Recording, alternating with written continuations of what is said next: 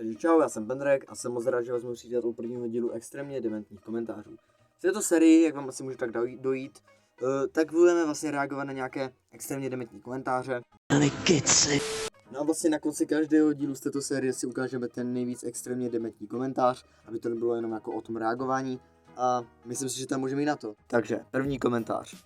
Tobě nejspíš dosli smysly jako sorry, ale jak by ti bylo? Tak, tento komentář mi někdo napsal pod jednu moji parodii na Fiziho. A jak by mi bylo by mi skvěle, že jo, protože je to v podstatě free reklama. Parodie se není jako nejlepší reklama. Ale jak se říká, špatná reklama, taky reklama. Vad, nebylo to zprozte. Hele, já tu gramatiku jako nechám bejt, jo, protože kdyby to tady měl rozebírat, tak bych tady rozebíral skoro každý komentář. Ale každopádně tady si jedno nevšiml, že se jedná o parodii a myslím si, že to je původní Fiziho video asi. Jako a když jsem začal s parodiemi, tak jsem čekal, že to bude některý nevím vadit, ale to, že jsou vůbec z původní videa, jsem teda fakt nečekal. Ty vole, má to cenu vůbec číst? Asi jo.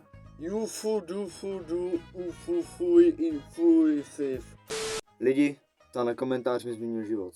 Ne, fakt, co to je? Proč mi to do těch komentářů jako někdo vůbec psal, ty vole? Nedám odběr. Ne, no to snad ne, proč ho nedáš? Já ten odběr fakt potřebuju. Jako nevím, proč mi někdo psal, že nedá odběr, tak ho prostě nedává, jde dál, jako ne? Fizi je noob. Jako já chápu, že ti, co mě sledují, tak Fizi asi úplně nemusí, ale jako Fizi je noob nedává úplně smysl, jako v čem je podle tebe Fizi noob? Tenhle komentář fakt nechápu. Chudák Fizi, všichni dělají srandu. Tak Fizi je strašný chudák, byl to fakt jako, podle mě vůbec nezvládá, ten má úplně deprese z toho návalu těch parodí. No to bude všechno z dnešního dílu extrémně dementních komentářů, já doufám, že se vám to první díl líbil, ještě si tedy ukážeme ten nejvíc extrémně dementní komentář z toho prvního dílu a to je přesně tento, takže gratuluji, vyhráváš nic.